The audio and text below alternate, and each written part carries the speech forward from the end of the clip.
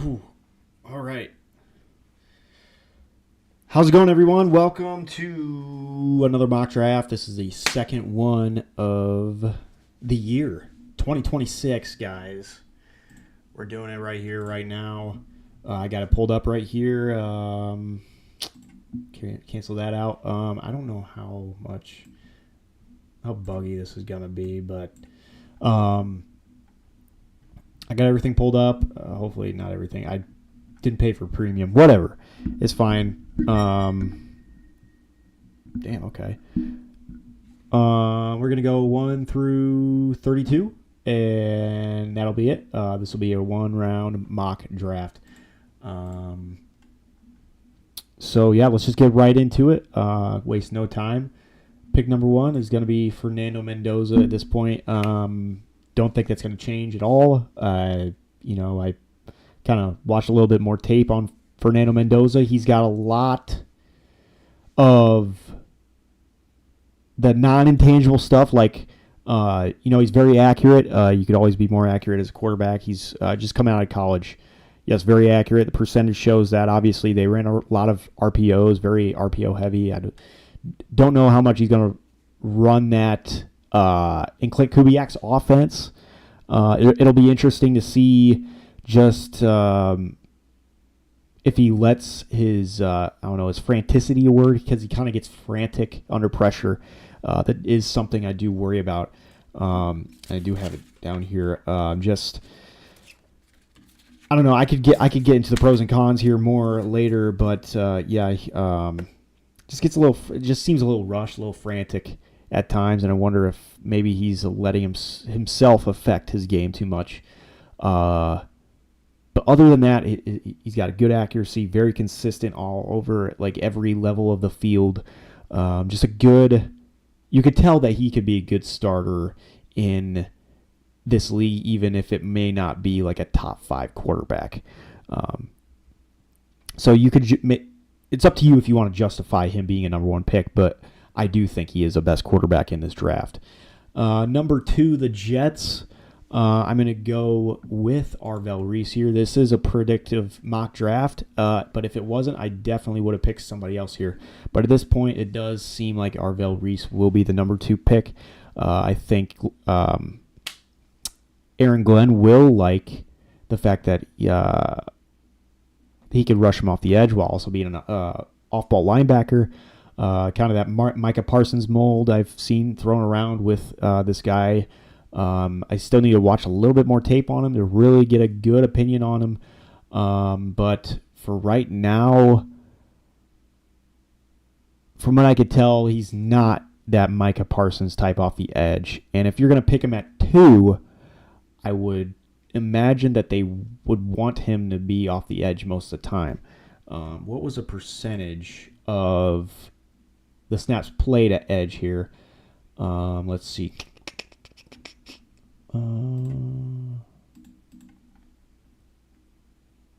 Defensive snaps, pass rush snaps. Okay.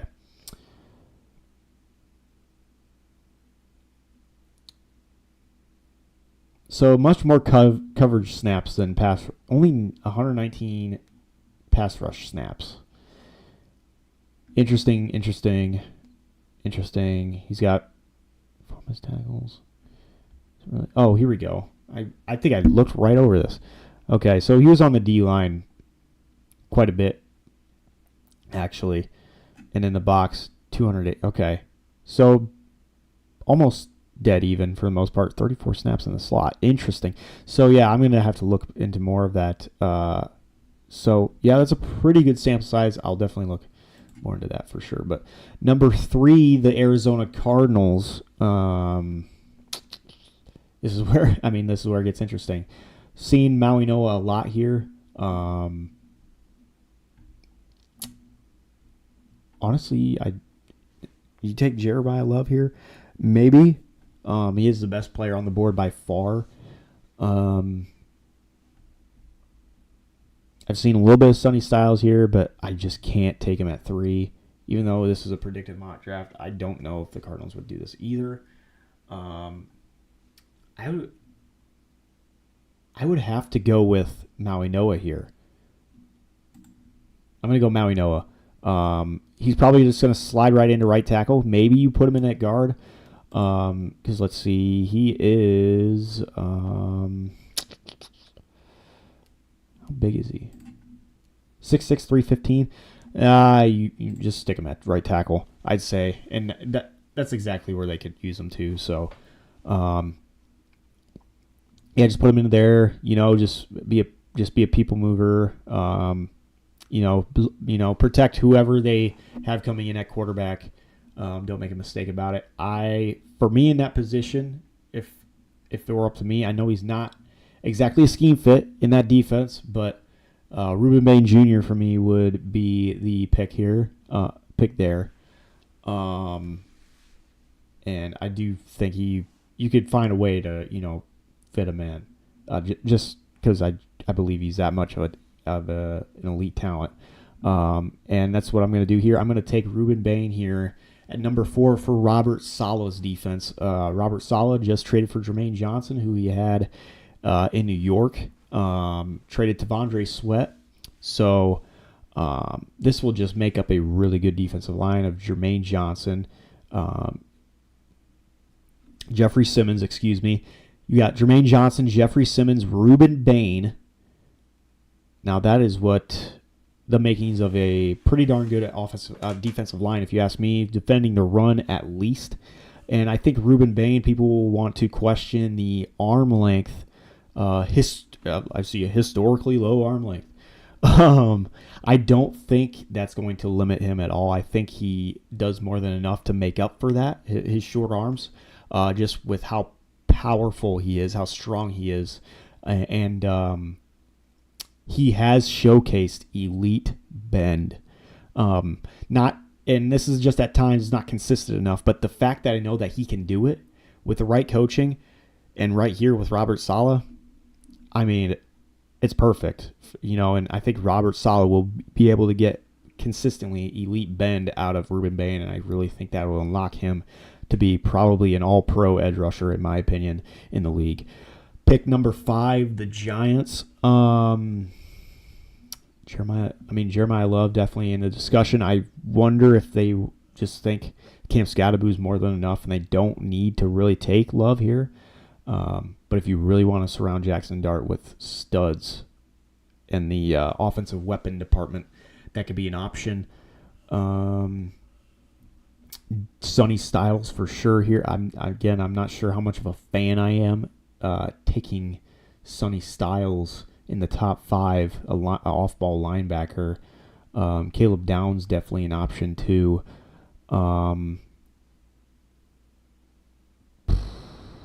Mansour Delane, really not out of the question here either, although they do have Paulson Adebo. And, who do they have who do they have at the other corner spot? Let's see here. I guess I don't know. Am I blanking? Let me take a look here. So this is the new roster. Everything's gone through. Okay, Deontay Banks hasn't. No. Yeah, Paulson Debo. Greg Newsome the second. Okay. I think, didn't they just sign Greg Newsome the second this offseason? I don't know. It just sounds like Sonny Styles is going to go to the top 5, so I'm going to go Sonny Styles here at pick 5. Just seems like a John Harbaugh pick here at number 5. You had Roquan Smith. You had Patrick Queen drafted in the first round.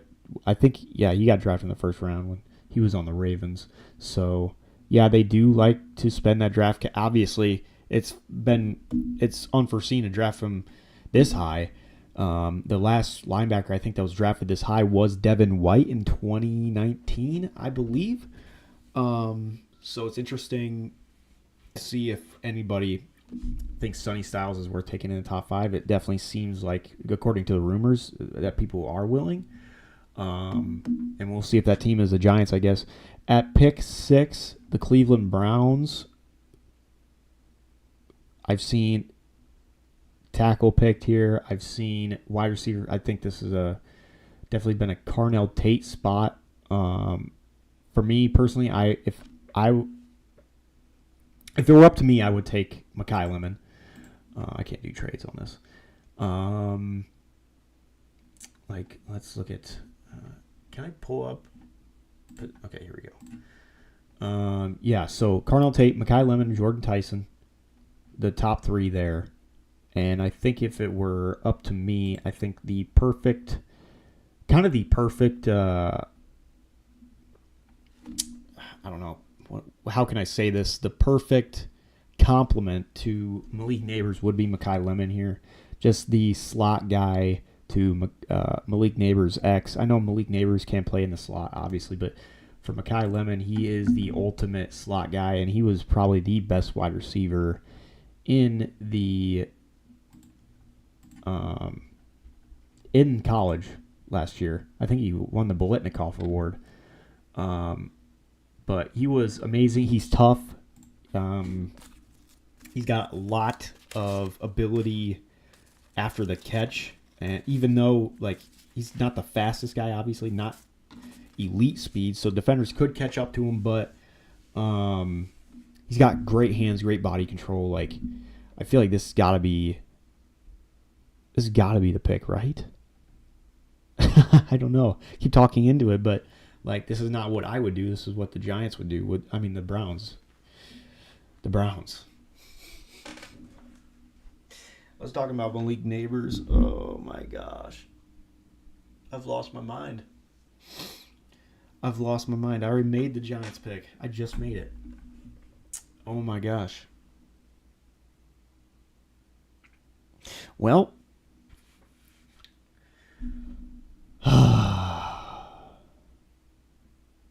What a doozy. Okay. Well, Jerry, I don't think you're really thinking about Jerry Jeudy much. Who's a nice compliment to Jerry Jeudy? Just take Makai Lemon here, dude. I'm gonna take Makai Lemon here. I think he's worthy of a top 10 pick. If you take Makai Lemon here, I think you'd be making a pretty good decision. A draft capital well spent there. Okay, Commanders at 7. Jeremiah Love. This has been the most popular spot for Jeremiah Love at 7 here, and I'd have to agree. Really, what does the Commanders have on offense? They still have a need for wide receiver, a huge need at wide receiver, which is interesting because they just traded for Deebo Samuel last season, and I kind of had reservations about that trade last offseason regardless. So it's interesting now that they're now heading into this offseason with the same needs. And so with Jeremiah Love, you're not getting that receipt, but you are getting an offensive weapon for Jaden Daniels, and I think it'll make that run game one of the best in the league. With Jaden Daniels, just his special talent as far as speed at the quarterback position, and Jeremiah Love just being one of the best running back prospects we have seen in the last decade.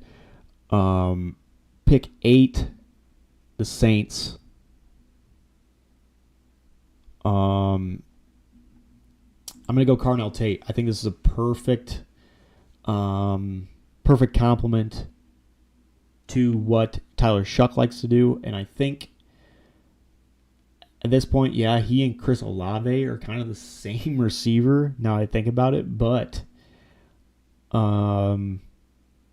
just having more bodies on the field, it worked with Tyreek Hill, it worked with and Jalen Waddle on the Dolphins. Kind of, obviously it didn't end well, but they were both productive receivers. Just get another wide receiver in there. Make sure that Tyler Shuck is a guy, I would say. Pick 9, the Chiefs. I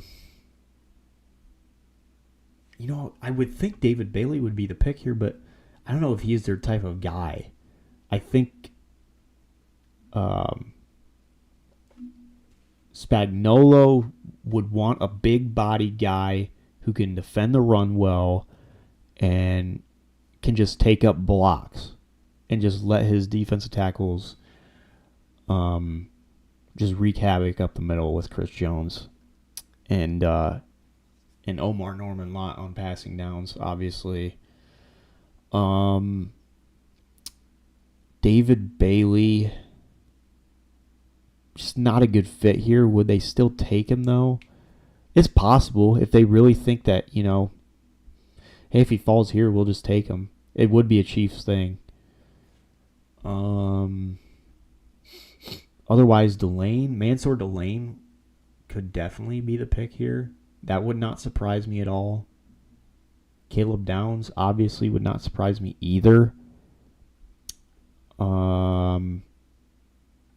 Yeah, you know what? I'm gonna go Caleb Downs here because I do think a lot of the league does view Caleb Downs as a better prospect than David Bailey.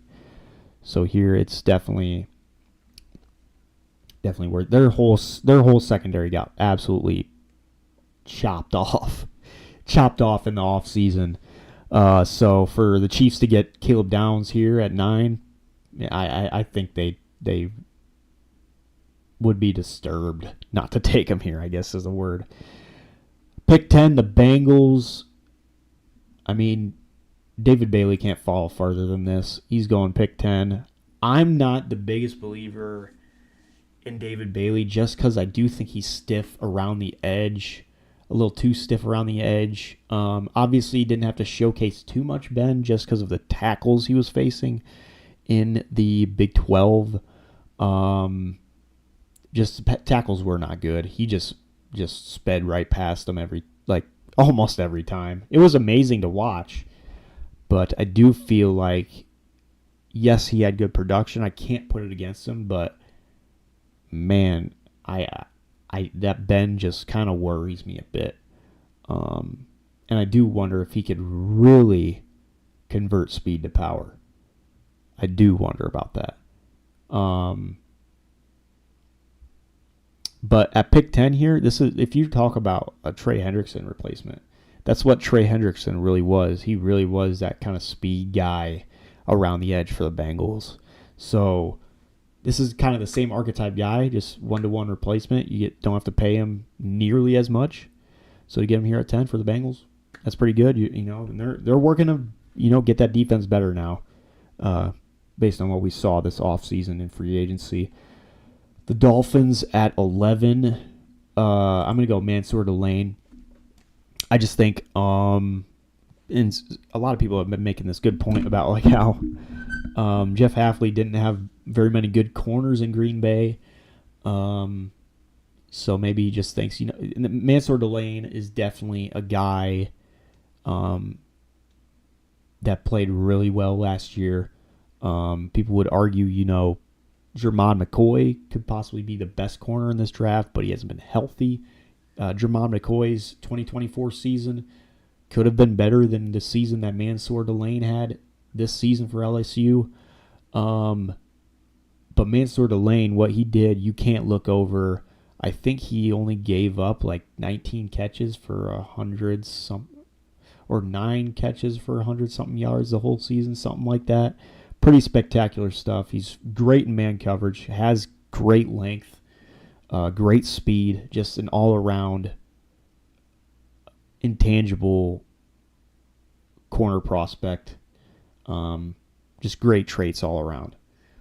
Pick 12, the Dallas Cowboys. They are probably very upset that Mansour Delane was picked here.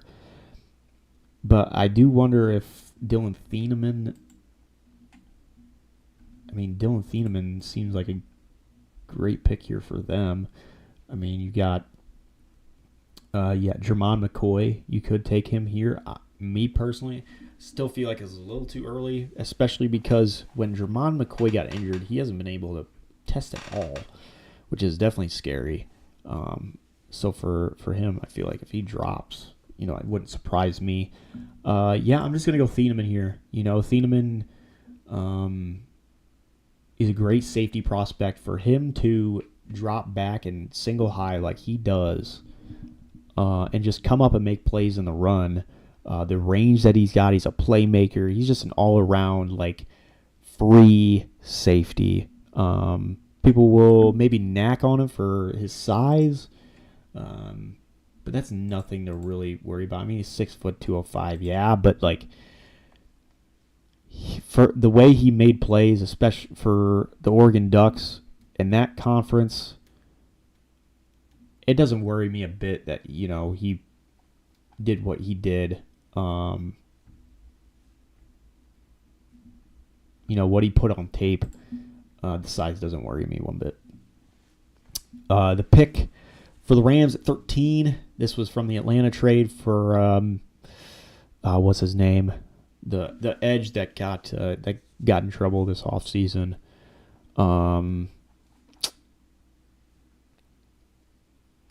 James Pierce Jr. What a trade they made doing that. Now they're on the clock here at 13. They were able to trade their other pick for Trent McDuffie.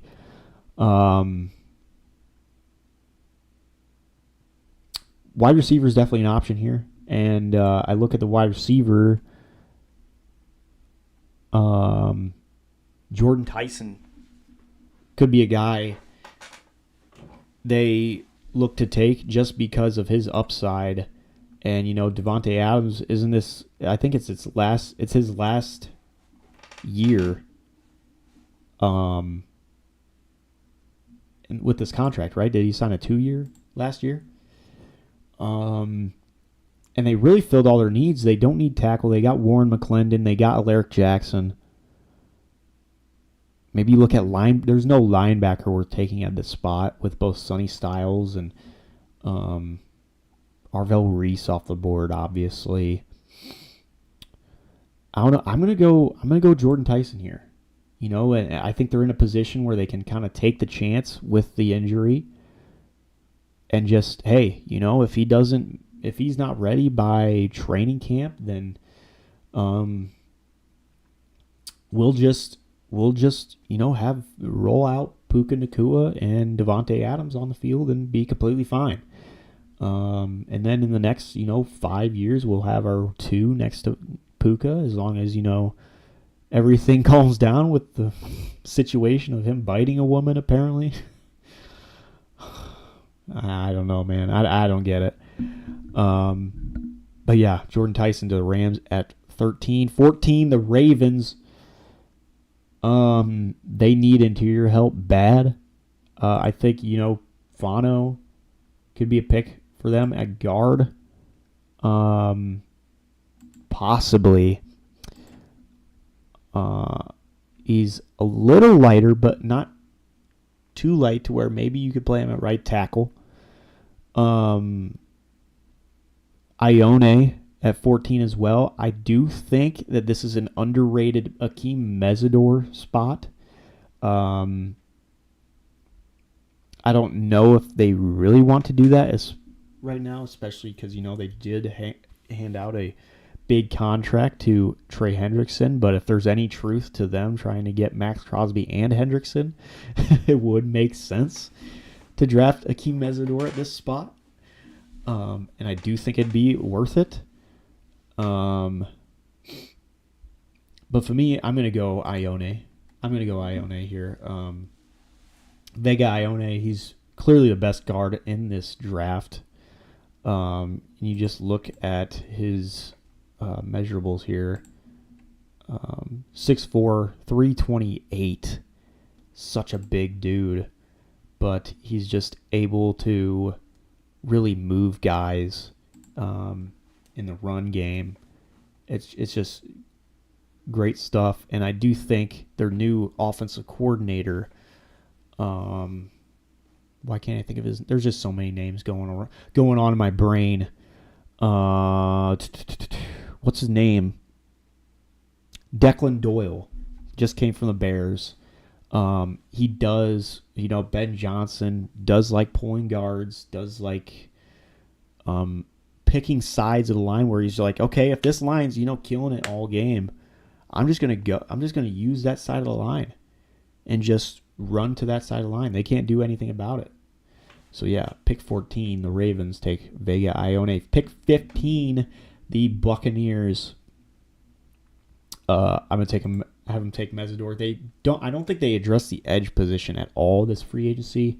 So I think they're just gonna try to position themselves. They're like, okay, the edge class is deep. Let's just sit back and take an edge at this spot, whether it be Mesidor, whether it be maybe Ruben Bain falls. I've seen a couple mock drafts where he falls out of the top 10. I've seen, maybe David Bailey falls. Same thing with him. Keldrick Falk at this spot. Let me see. What other edges are there? You look at Keldrick Falk. Maybe TJ Parker. TJ Parker's way too early on at this. Cassius Howell, same thing. So yeah, I think it'd be Mesidor, or I think it'd be Keldrick Falk. So,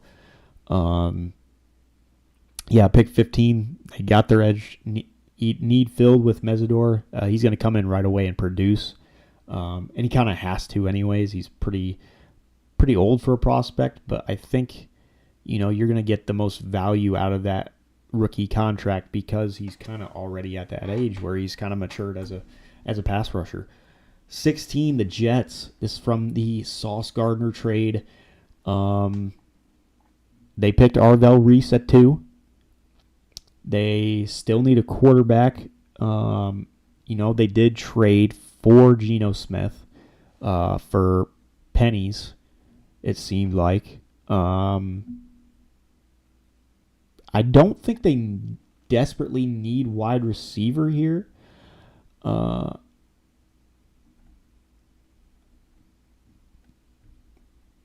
Although I could see them taking Omar Cooper at this spot. I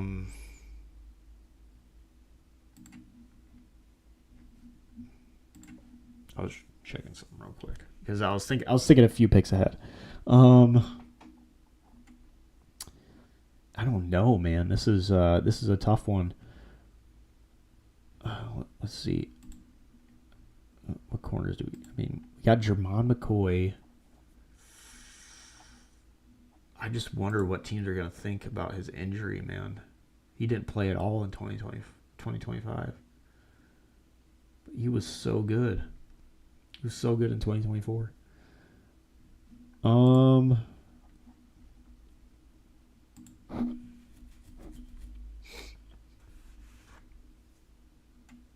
This is tough. I'm gonna do it. I'm gonna take Omar Cooper here at 16. Omar Cooper is a legit guy after the catch, and I do like how he releases from the line of scrimmage. You get that guy, to compliment Garrett Wilson. You still got Adonai Mitchell.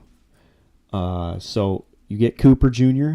You franchise tagged Breece Hall. That's a good off. Mason Taylor at tight end. It's a good offense, good class of weapons, group of weapons for Geno Smith to maybe succeed, unlike what he did with Las Vegas last year. Pick 16, the Lions. I do think Monroe Freeling. Monroe Freeling is definitely a prime candidate for this pick. Taylor Decker was just released. They don't have anybody there, really. They signed Larry Borum, but what's that going to do? I can't think of anything else besides Monroe Freeling here. Take him at 17. You feel good about it. Very raw prospect, but a guy that really, if he puts together his size, weight, speed, man, he is going to be unstoppable if that's the case. The Vikings at 18. They've got a lot.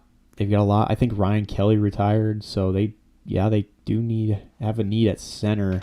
Don't know if you can get it here. I think all the value you're going to get at center is going to be in the maybe second and third rounds. I think Jermon McCoy is definitely in play here. look at maybe safety, McNeil Warren, possibly. I mean, interior D line is another thing too. But I don't see like interior D line this year is just so not good. I mean, the first guy off the board is probably going to be, well, it could be a mix of anybody. Caleb Banks, really, his foot injury definitely just threw a monkey wrench in everything. I'm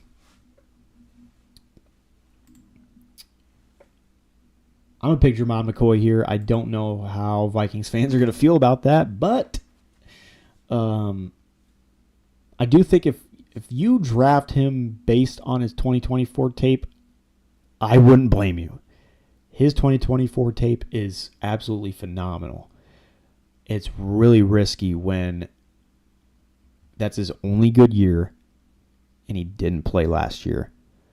But, again, his 2024 tape was special. 19, the Panthers.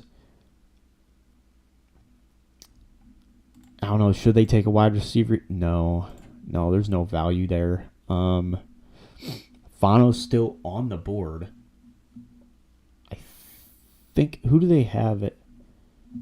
If I think about it right, they got Quantum at guard, right? Yeah.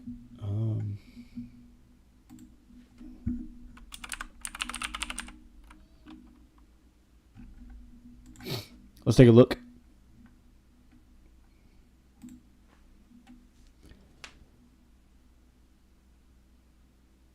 Oh no, they haven't left.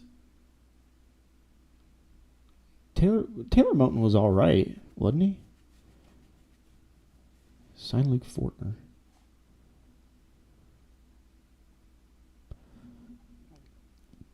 I don't know, but how old is Taylor Moton?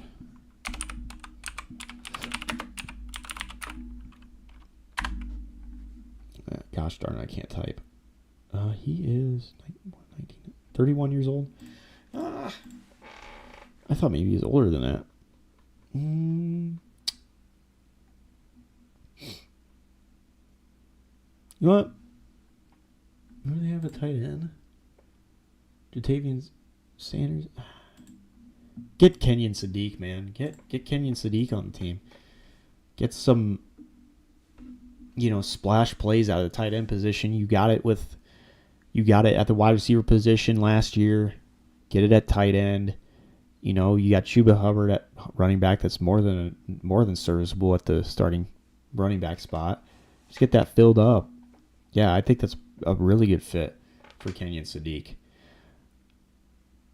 Pick 20.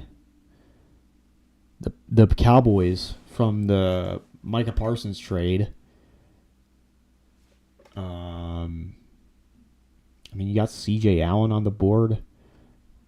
I still wouldn't be surprised if C.J. Allen falls to the second round, but I wouldn't put it past Jerry Jones to take a linebacker in the first.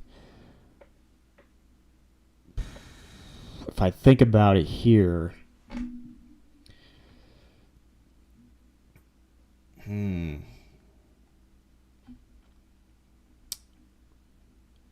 Keldrick Falk's definitely in play.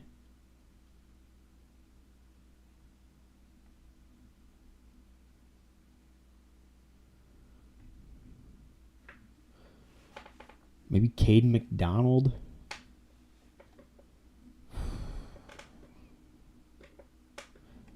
I'm going to go Keldrick Falk here at edge. I know because they just traded for Rashawn Gary. I get that, and they do have Donovan Ezeraku, but I don't even know if he performed well or not. I really didn't hear much about him making that much of an impact. Yeah, so Keldrick Falk at 20. I think that's the only pick they could realistically make. Maybe they could reach on CJ. For me personally, I don't think CJ Allen's going to be taken in the first round. I could be wrong about that, but yeah. 21, the Steelers.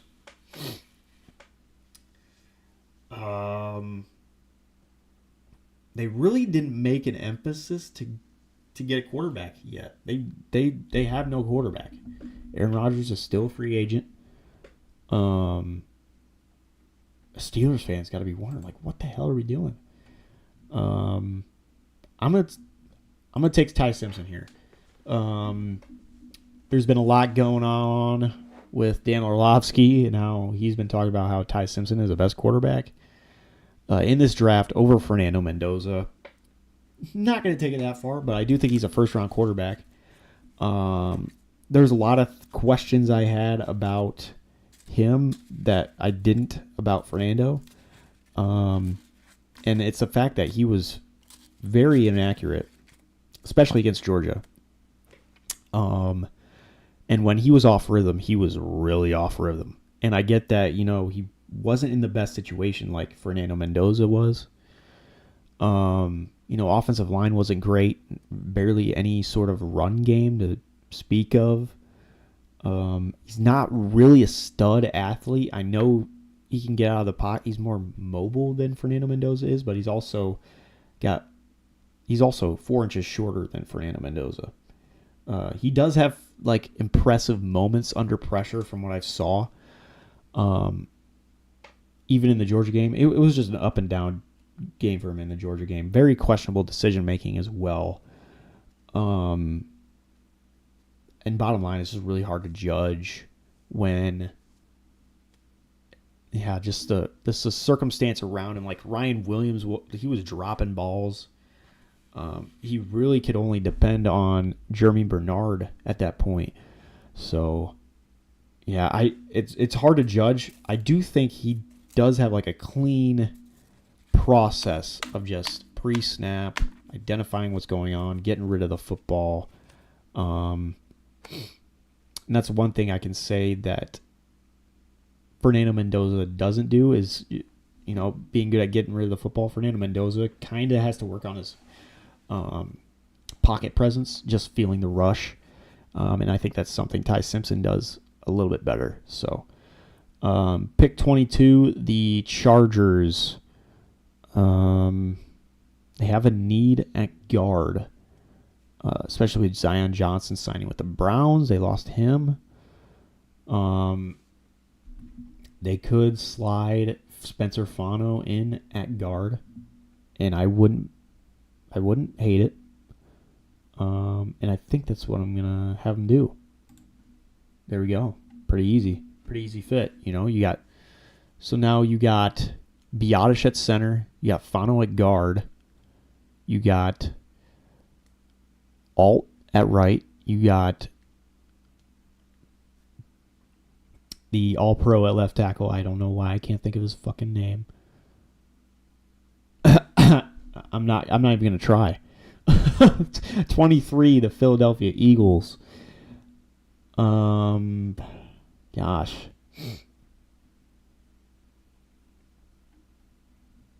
I don't know. Okay. I don't know. Let's see. I got to look at the Eagles bench here because they do like to draft for the future and not just for plugging holes right now. So I wouldn't put it past them. So let's take a look here. You got Jordan Mailata at left. Lane Johnson, he's getting up there in age. You don't know how much longer he's going to be. I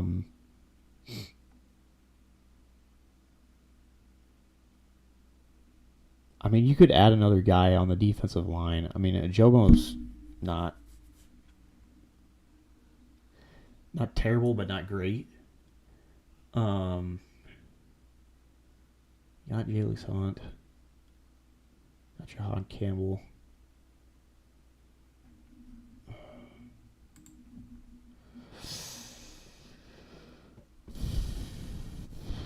This one's tough. A little tough. I don't know.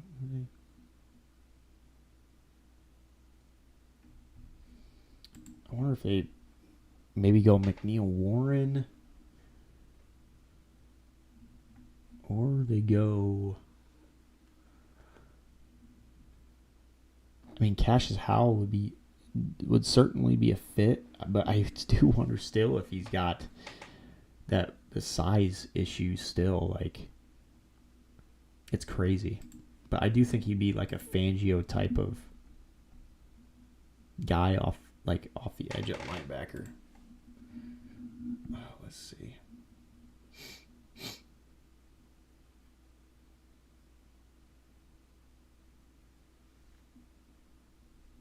He is kind of like that Nolan Smith type of guy. They did sign Tariq Woolen just now. Just signed Tariq Woolen. So he's going to start at corner across from Quinyon. So I don't know if they're going to draft Avion here. Says their top need is wide receiver, but I don't know if they're going to trade A.J. Brown. I'm going to go McNeil Warren here. Get that safety. They don't really have much in the safety position. So 24, the Browns. This is from the Travis Hunter trade. Got it from Jacksonville. They're on the clock. I wonder if they would have taken Ty Simpson here if he were there. Maybe. I do think it's definitely a possibility for sure.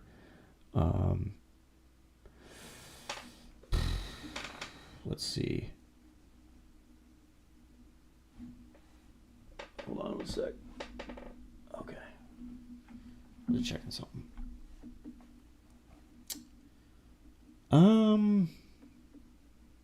They definitely, I mean, who? I took Mekhi Lemon at 6.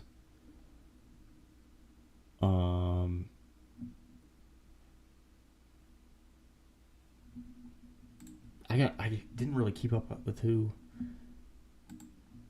they got. Did they get anybody at tackle? So this is what, when I make these second picks for guys in the first round, it's definitely hard to figure out who they got. All right, DeJuan Jones at left, Titus Howard at right. I do think that's probably what it's going to be. I don't think if you trade that much for Titus Howard, he's probably going to play tackle. I don't know if they like DeJuan Jones. I think they like DeJuan Jones.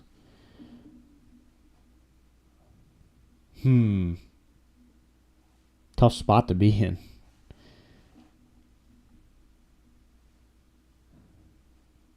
They really need everything on offense, man.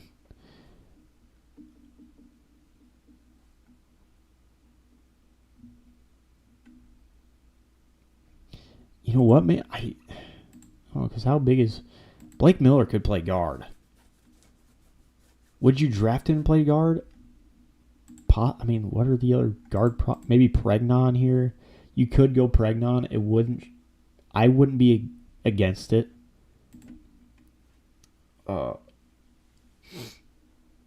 Yeah, honestly, I wouldn't be against Pregnon here. What are the wide receivers? Yeah, I'm glad I took Lemon for them at 6. Why do you go Miller? I would want to draft Miller if you're gonna have him play right tackle.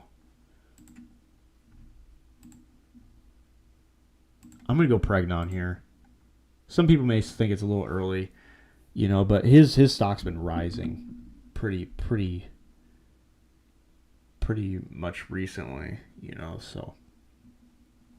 The Bears at 25, my team. The Bears, they got a need at center, obviously. I mean, they did trade for Garrett Bradbury. He's kind of just kind of a instant fix for right now. He's kind of like a bridge fix for what I think. I do think that they could go the rookie route still, but I think they're going to wait till rounds 2 and 3 to get that filled up. D-line's definitely a need here. Not much to speak of, though. I would definitely entertain. Here's what I would do if I were the Bears, because now we're here. Where I'm a Bears fan. I would just say fuck it and go Peter Woods. I don't care that we tested at a certain weight, I guess, and that he didn't do certain things. He played at the weight of 310. I think he was at like 285 at the combine. I believe, or I can't remember because what was it? Was he a senior coming out? I don't even know if they tell you.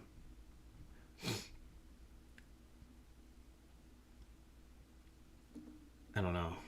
I don't know what they tell you, but here's what I will say: the whole, like him and T.J. Parker both had down years. I do wonder if that had to do with somewhat the scheme and somewhat, Clemson.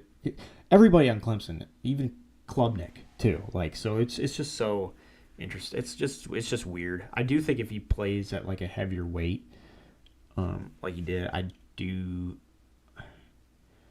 don't know. It's interesting because what weight did he play at? I'm gonna hold on. We're gonna look this up right now.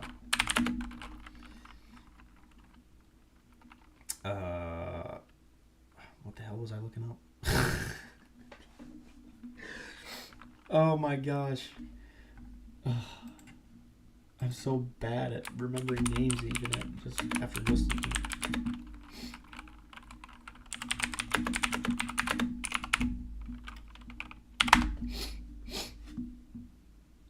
Okay, in 2024 he played at 315, but did he really play at 315 in 2025?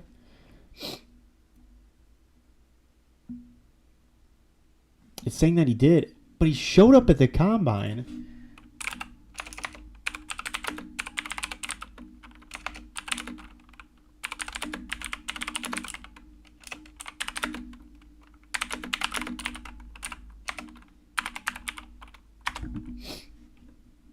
$298. Like, that's a big difference.